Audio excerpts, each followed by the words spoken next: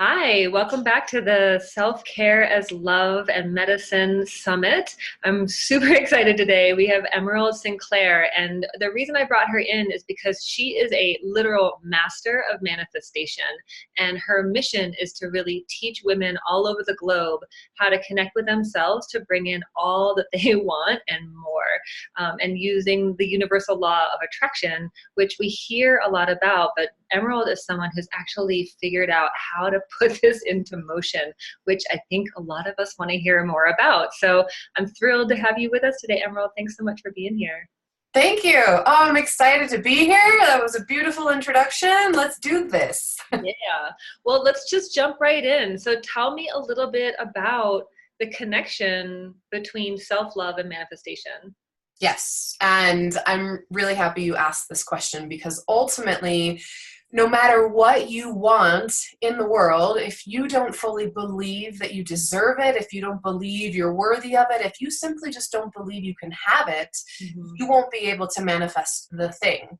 And so doing the internal work to truly make sure that you're taking care of your body and nourishing yourself, removing any of those fears and insecurities that you might have is going to be step one before I could ever teach you the actual process of conscious manifesting. Okay. All right. So how do we start? I think I see this a lot with a lot of the patients that I work with, and especially the women that I work with, because it's like, this is wrong and this is wrong and this isn't right and I need help with this.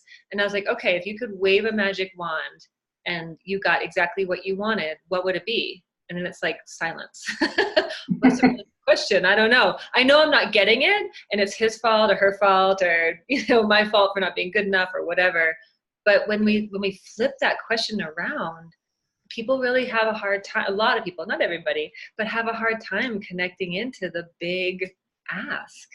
Yeah, and that's a good point, and I've seen that with a lot of my clients as well, at least in the beginning. I mean, after we've worked together for a couple of months, they're completely different women. Like, they understand who they are and what they want, and they're unstoppable with great confidence. But in the very beginning, it can be quite challenging. And so if someone was stuck on just the what it is that they want, you can at least take the opposite of what you don't want. And so if you were working on manifesting love and you couldn't tell me what you wanted because you'd only been with jerks in the past, well, then tell me about the jerks and the horrible things they did that you didn't like, and we can flip that around to at least the positive. So if you didn't like him making fun of you and making jokes about you in front of his friends, well, then the opposite of that would be a man who's talking nice about you in front of his friends and building you up and giving you compliments. And so the wonderful thing about not getting what you want in your life, or your life just not feeling good to you, is you can use that as motivation of what you do want. And so that's why I never think anything is a bad manifestation. It just helps to reinforce, okay, I don't want this, so I'm going to put my awareness and my attention on what I do want instead. But the challenge is that when people are surrounded by what they don't want in their reality, they focus more on it and more on it and more on it, but there's no universal vibrational word for no. And so your attention on a thing or a person or an experience or a feeling is simply going to attract more of that to you. Wow. Okay. That's a really amazing reframe, because I think a lot of us are like, well, I keep on calling this in and I don't want that. And I keep on getting more of this and I don't want that. But what I hear you saying is that when we have more of what we don't think we want, it's actually an opportunity to solidify more, ground in more deeply into well, if you don't want this, what do you want? So that you can tell the universe maybe more specifically. I don't know. Tell me a little bit more about the process. So, okay, the process in and of itself, so there's more than just law of attraction at play. There's actually 12 universal laws that I teach. And without going into detail, because I teach them in a masterclass, and it's a longer process, but there's plenty of laws at play. And one of them being that sometimes we get what we don't want so that it can reinforce what we do want. One of them is the law of rhythm, in that life is cyclical. You might be setting your goals to manifest something and it doesn't happen. However, maybe it just wasn't the right timing. There's the law of gender, which is sometimes you're in masculine energy of creation, sometimes you're in feminine energy of receiving. And so if we narrow it down simply to the law of attraction, it's actually not enough. It's how all the laws play together. strengthening your faith muscle, connecting to your intuition, having connection to source, to God, to the everything else that isn't in your body is going to be very important in this process. And the mind is a muscle like anything else. And so in the very beginning, it's easy to simply tell the story of why this isn't, like, this sucks, I keep attracting this in. And so every time you tell that story, you simply perpetuate more of it. And so when I'm working with clients, I'll let them tell the story once. I'm like, okay, that's fine. You're not allowed to tell that story again. Now you need to reframe it. No, never, period. Now you need to reframe it. Now you need to tell it from the point of view of, if it was a past story, how that worked to your advantage. Or if you're recreating a new belief system for future manifestation, then you're only allowed to tell it in that way. And so this isn't the status quo of how we've been raised. We've been raised to tell it like it is and be honest. However, when you continue to tell it like it is, that's the reality you manifest. And so it takes training. But when you get to the point where you're almost delusional because you're brainwashing yourself and you're only speaking from the point of view of what you're creating instead of what you're observing, that's when you become a really powerful manifester and you produce miracles in your life. But it is something, I promise you, that takes time. It really does take time to learn how to speak differently. Yeah, and I think that brings up a great point, is that we've been so conditioned, right, to show up in a certain way, to communicate in a certain way, to want or not want in a certain way. You know, a lot of us, I think there's a huge confusion between this idea of having needs and being needy. And so it's like, well, I don't want to be needy, so I just don't have any needs, which is banana pants. That doesn't apply to any of us. And so, you know, how do you is that an obstacle that you see in the work that you do? In regards to women not wanting to be needy? Yeah, or just not even feeling like they have the permission to express a need because maybe they're taking care of everybody else, or they've been told they don't, they shouldn't show up in the world needing it. They should be self-sufficient and able to take care of everybody else. Yes. And that's why a lot of the work I do starts with that really strong foundation of self-love and self-worth. And my journey, I actually started as a love coach, and then it evolved into mindset and manifestation and money. But the beginning steps that we always do together has to be that strong foundation of worth. Like, I am worthy of what I desire.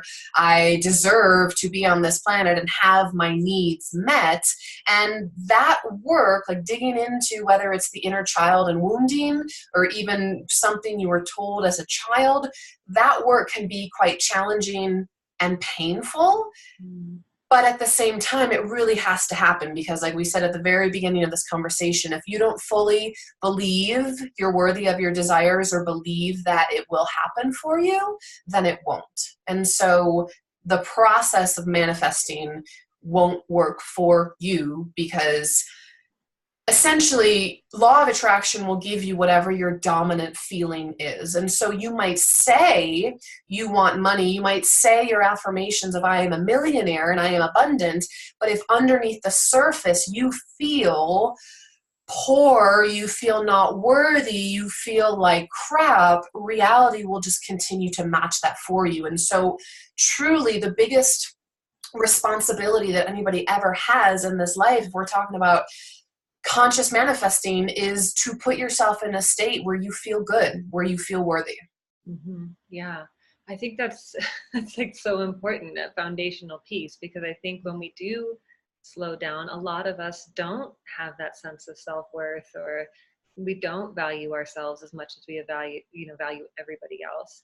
So What are some ways that you suggest people kind of start going there? Because I think a lot of times we just kind of ignore it because it's icky or painful or shameful, or, I think so many of us carry a sack of shame around with us, but shame isn't something we talk about much in our culture. Yeah. So I'm just going to rattle off a laundry list of ideas that come to mind, because it's not that you do one exercise once and you're healed. It tends to be that you go back and you get it from a different angle. And so, for example, journaling can be a really good tool where you can write down all the feelings of unworthiness and dig into the past and why it's there, and then say a prayer of forgiveness or burn the paper, right? You can energetically release it and change form. There's emotional freedom technique, tapping, and you can work your way through what the heck is going on in those feelings underneath the surface. Neuro-linguistic programming, right? There's meditation, there's hypnosis. Yeah, there's saying the affirmations. There's the practical aspect of making a list of everything that you love to do and making sure that every single day you're doing one of those things. And so it's not necessarily a one size fits all. And I teach this in manifesting. We've probably heard, you probably list like 10 different ways you've probably heard of how to manifest, and they're all right. It really depends on the person. And so when I think about the shame women carry around, or the lack of self-love, the lack of self-worth, depending on what woman it is, I would say one of the first things I would ask her to do in that moment is just place her hands on her heart and close her eyes and just ask herself, like, what do I need?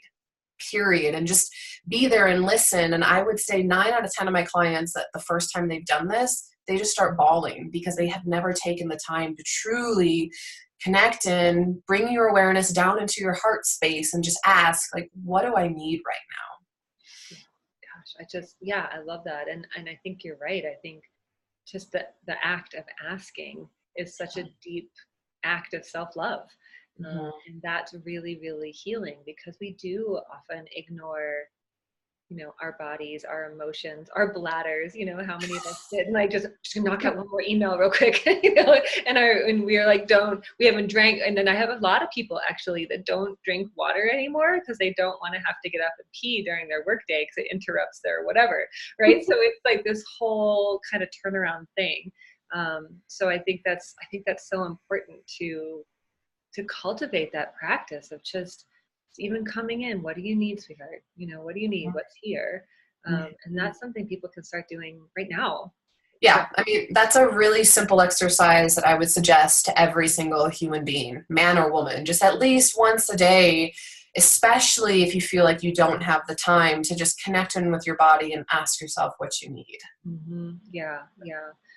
Is there, anything else you can tell us about important pieces when it comes to manifesting what we want? Yeah. So your reality is always going to be a direct reflection of two things: either your dominant feeling, your dominant vibration, or your underlying belief system. And so movies like The Secret are great, absolutely, but it's not necessarily that you can just think yourself into a new reality or speak your affirmations if the underlying feeling is I'm not worthy. And unfortunately, especially when people are trying to manifest money, the underlying feeling is lack. It's because I don't have enough money. Or if they're trying to manifest love and they've been trying for over a decade to manifest their soulmate, the underlying feeling is still, but he's not here yet. And so when it comes to conscious manifestation, truly the biggest piece of advice I could give you is put 100% of your focus on feeling good. And it doesn't matter what you're trying to manifest. If you're feeling good and in the flow, you become receptive for abundance on all levels, for love on all levels. And so if you've been trying to manifest your soulmate for 13 years, well then stop focusing on manifesting the soulmate and put 100% of your energy and attention on how can I feel good? What do I need to do in my life? Do I love my job? Do I love my friends? Do I love the food? Should I take a cooking class? Whatever it is. And all of my clients, 100% of them tend to, maybe 99%, tend to meet the guy when they've taken the focus off of meeting the guy and they've put the focus 100% on how can I feel good and love my life, period. And so the only reason we want anything in life is how we think we're going to feel when we get the money, when we get the partner, when we get the job. So if you can jump ahead and put yourself in that state of just feeling good, whether you're visualizing and practicing feeling good or you're actually filling your life with people and activities that help you to feel good, that's how you become a magnetic super attractor to the life of your dreams. And so there's the practical side of manifesting where you can follow the checklist, like my 5-step process. However, the more important thing underneath the surface is that you're actually just enjoying your life and you're not getting caught up in the lack of the thing that you want, and you're actually trying to be in this space of doesn't even matter if it happens because I am still happy with my life. And when you can get to that state, that's when the things tend to manifest and the floodgates open up for you. Yeah. Well, it resonates so deeply with me because it's, I think a lot of us do this, myself included. Like, well, because I'm not in that place, I don't deserve the thing that I'm wanting. And so I got to work harder. Right. And that's when we kind of get into that mind, as like, okay, I'm doing my checklist. What's going on? Why isn't this working? And I think that's why circles back around to what you were saying before about we've got to do the underlying emotional connection with ourselves and allowing ourselves to be with all of us, even the parts of us that, maybe aren't our favorite parts, and allow space for those things so that we can actually really choose from a place of pleasure. Yeah. And that's why the personal growth work is always a prerequisite, because when you truly learn to love and accept yourself, so many of the things that might have bothered you before, been important to you before, just don't matter. And instead, what matters to you is truly your connection with source, your connection with love, your connection to the divine. And when you are connected on that channel, Abraham Hicks calls it, being in the vortex, being on your high flying disc, that's when things work out. And so if you are discontent with life, my advice to you would be jump in feet first off the deep end of the self-help personal development pool and read the books and attend the workshops and the seminars and hire the coaches, because the more you work on moving through your crap and really just getting to the space where you love and accept yourself in life becomes completely different for that individual in a very, very magical way. Yeah. And I think the more we can choose from that place of inspired action, like, ooh, that sounds nice.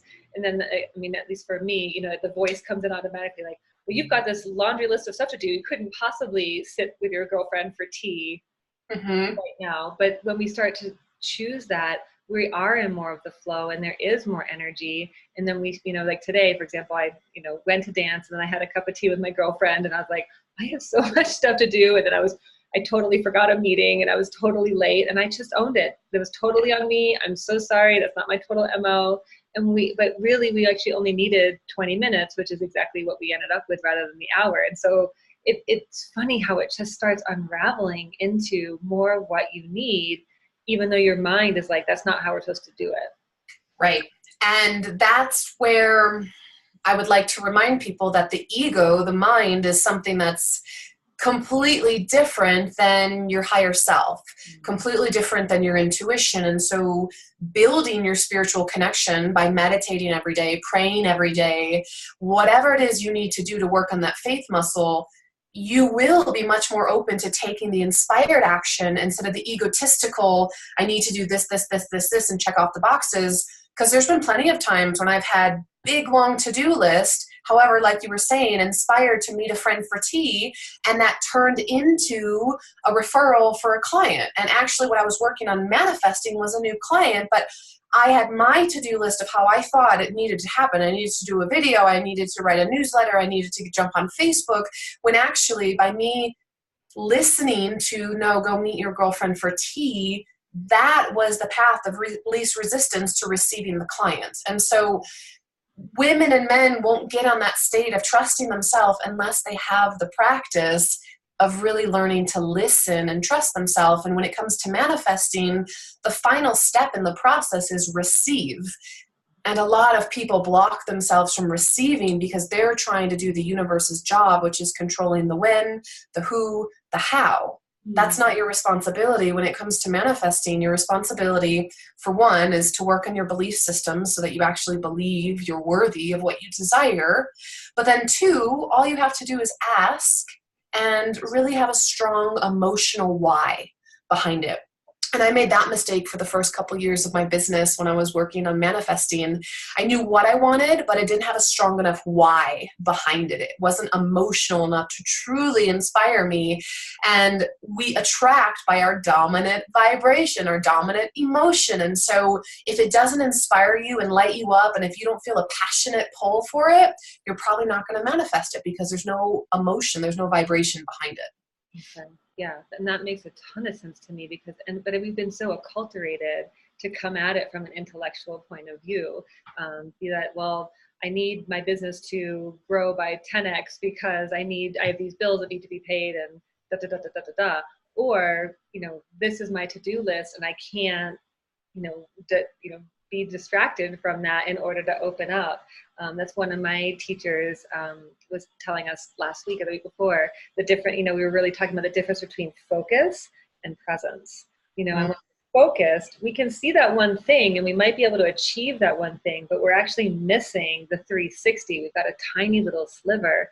Whereas if we just relax that mind and maybe let go a little bit and allow ourselves to be divinely inspired or guided by our hearts, or, however we want to talk about those phrases, that we actually now have access to everything that's around us 360.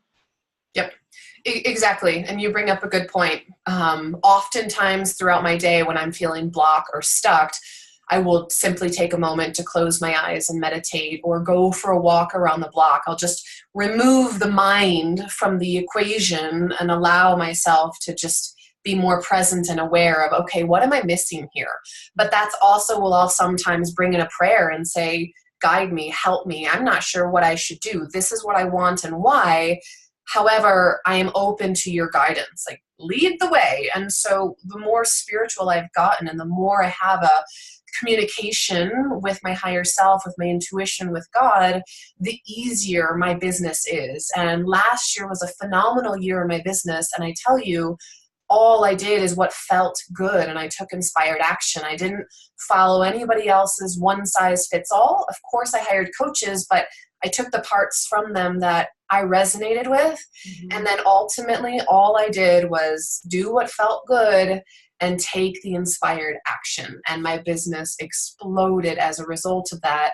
And so whether you're an entrepreneur or not, you truly can put more of the focus on what feels good in your life. And I can tell you from experience, your life experiences will just attract more of that to you, and life will be a lot more fun and you will be a lot more abundant in all areas. Mm-hmm. Yeah, absolutely.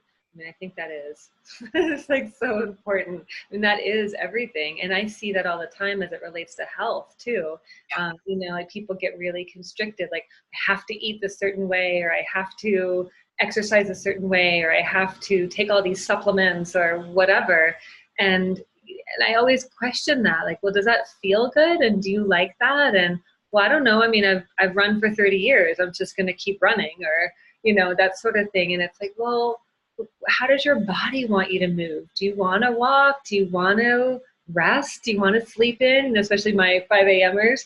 And I feel like when we approach our bodies and our physical or mental health from this thing that needs to be fixed, we're kind of falling into that mind trap or that ego trap as well. Like, wait a minute, there's something wrong with me. I don't want to be here, but I can't be there. I can't enjoy optimal health until I work really, really hard at fixing the problem. Can you talk a little bit about manifestation and health? Yeah. And so here's the thing with manifestation and health, manifestation and money, manifestation and love, it's all the exact same. Whatever you believe will be true. And so I personally believe, and you don't have to agree with me, but so many health issues in the body is because of someone's belief system. I can't have that. That makes me swell up. That gives me allergies, whatever it is, wherever it came from. Oh, that's genetic. And I don't want to have a conversation about if diseases can be genetically passed on, but I can tell you that a lot of illness and disease in the body is psychosomatic. It's people believing it will happen to them. And if they don't believe it consciously, it's something they've taken in from their family, from society. They've seen the aging process, and we've all seen it. And so you create these unconscious belief systems of this is what it means to age, and this is what happens to runners after 30 years, and this is what happens if I eat gluten or dairy or sugar, whatever it is. Mm-hmm. You can dig into your own belief system around any subject, and it will 100% affect how you manifest. And so when it comes to manifestations and health, I 100% believe that we can heal our bodies by changing our mindset around it. But if you really believe that you cannot, and that this is just how it is, and you're always going to be ill or always going to be allergic to a certain thing, then you always will be. And I understand some people, and I get a lot of backlash on this because people will say, no, it's genetics, it's disposition, it's just how I'm built. To which my reply is always going to be, if that's what you believe, then that's what will manifest every time. Yeah, absolutely. And circling back to what you said before, is that we're not going to change those belief patterns really unless we do some of the emotional work that's underneath. Right. Because I do see a lot of people kind of, well, I have this belief, I'm doing this affirmation every day, or, you know, I tell myself I can eat gluten, but then I ate it and terrible things happen. So I just want to bookmark that, you know, it's not just about forcing yourself to, you know, think different things or catch yourself when you're thinking what you don't want and like bring yourself back to it. That's a great practice, but really, you know, having the wherewithal to be with yourself, to talk about what's coming up underneath, because it's so loaded. Yeah. Yeah, and it's not necessarily a quick fix, especially with food, especially with health. Like, we really hold on to something in our identity. Like, no, this is who I am. I'm diabetic. I have a food allergy, whatever it is. Like, we hold strong to our identity. It's just like, well, I'm from this middle-class family in the Midwest, and this is how we are, and this is how it's always been. And it's like, people will use the analogy of like, well, this is how my mother did, and how her mother before her did, and her mother before her did. It's like, we put our hand on the stove. That's just the type of people we are. And it's like, actually, you can tell a new story in any single moment. You can work on your belief system. You can do whatever it is that you need to do to heal yourself. Our bodies are meant to be healthy. Anything that's not healthy is a deviation from our natural God-given state.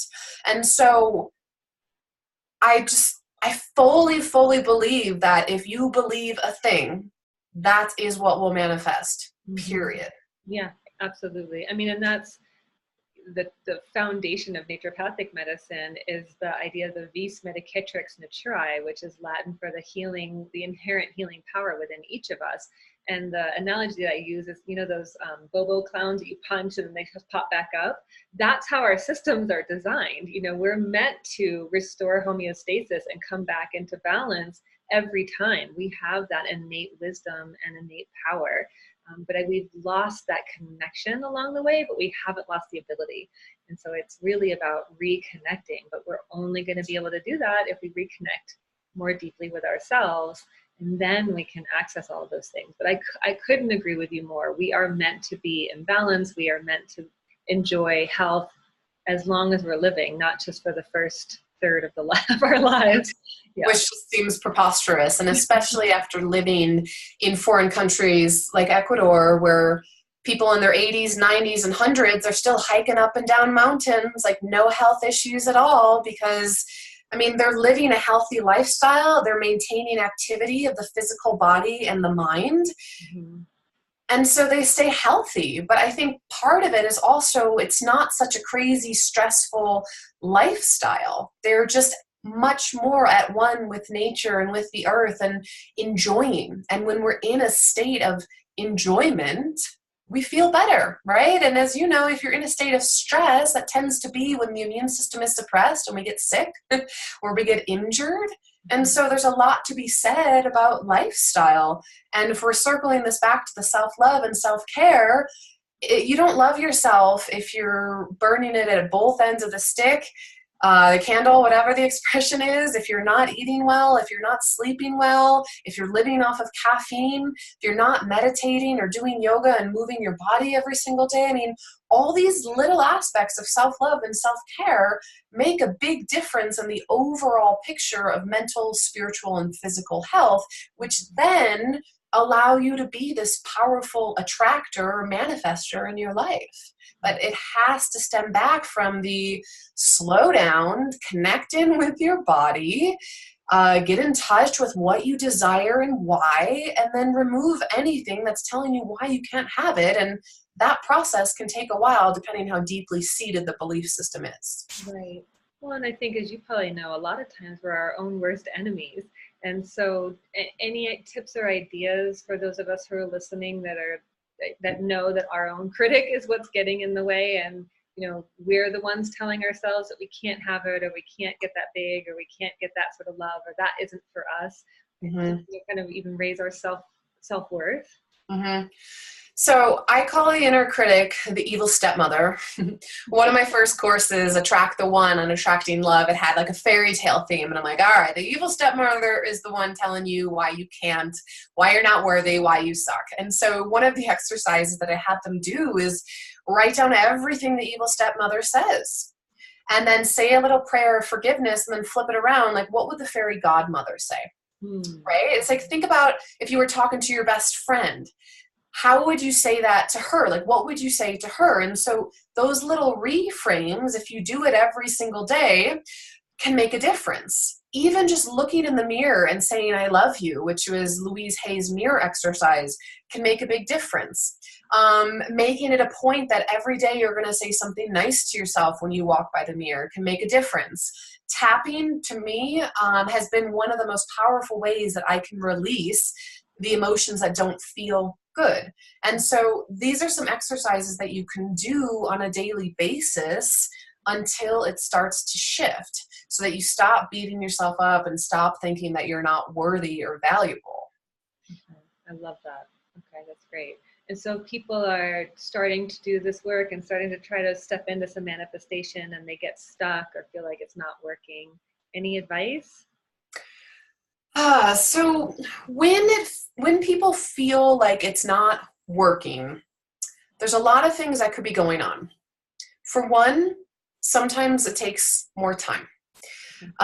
Manifestations can happen instantaneously, but typically we don't believe that they can, or we've been thinking in a dominant way for so long that sometimes it is going to take a little bit more time, just practical aspect, for things to happen.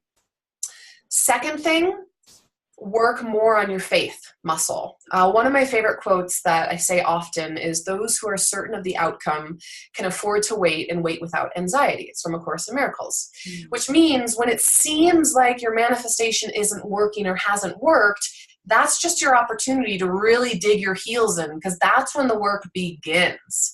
And so there's that aspect too. Like, if you really want something, are you just going to give up when it doesn't seem like it's working after a month or two or more? And so there's definitely still some work that needs to be done around your dedication. And when I work with clients for love, it's like, if you're really preparing yourself for soulmate, for marriage, for happily ever after, are you committed to the process? Are you committed to the self-help, the personal growth work until he or she arrives? Or do you give up when things get hard? Because how we do one thing is how we do everything. And the universe is always going to reflect that back to you. So if you're not a committed person in general, you're actually not emotionally available for that soulmate relationship. Other things that come to mind is when it looks like it hasn't happened. That's another opportunity to continue to strengthen your focus and your awareness in what you do want. Maybe it's actually you've got some fears around it, so you could journal on, well, what am I scared of happening if I do get this thing? And a lot of times with money fears, people are scared of losing family or friends, and so they want the money, but they're actually really scared of getting it because they think it'll turn them into a horrible person, or their friends will ask for it, or their family will disrespect them. And so lots of things that could be going on in regards to when it looks like it's not working. So the journaling bit, like, what are you scared of happening if you actually get the thing? The work on the faith muscle, like to trust that it's still going to happen.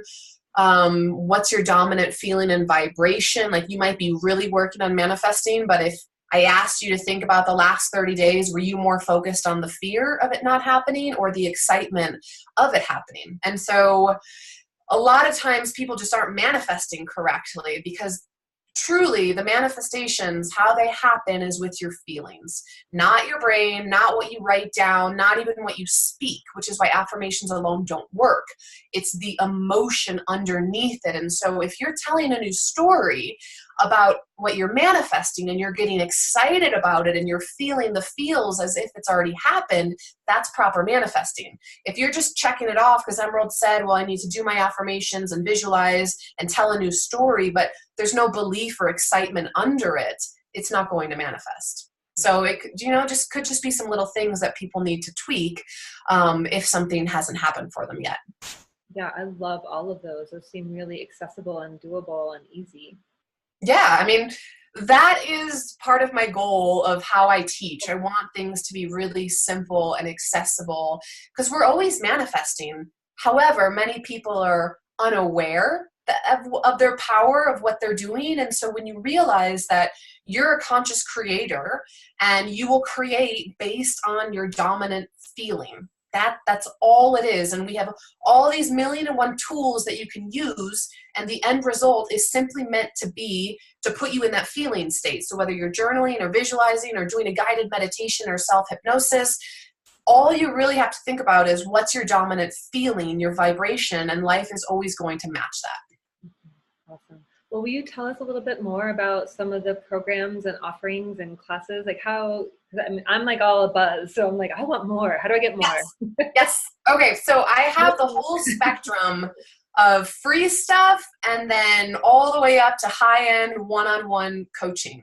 But based on our conversation today, I mean, I have a 3-hour Manifesting Magic Masterclass that would probably be a perfect fit because it goes into my 5-step, really simple process of manifesting, how the subconscious mind is actually in control and how to reprogram the subconscious mind. And that has to do with your feelings and your belief systems, your patterns, how you grew up. So it's more the science side. And then we go into the practical 5-step process of manifesting one thing, of walking you through that. So that's on my website. Programs are on my website. You can get on the mailing list by signing up for any of the free offerings. I have so many videos on YouTube and my Facebook group, Manifest It All.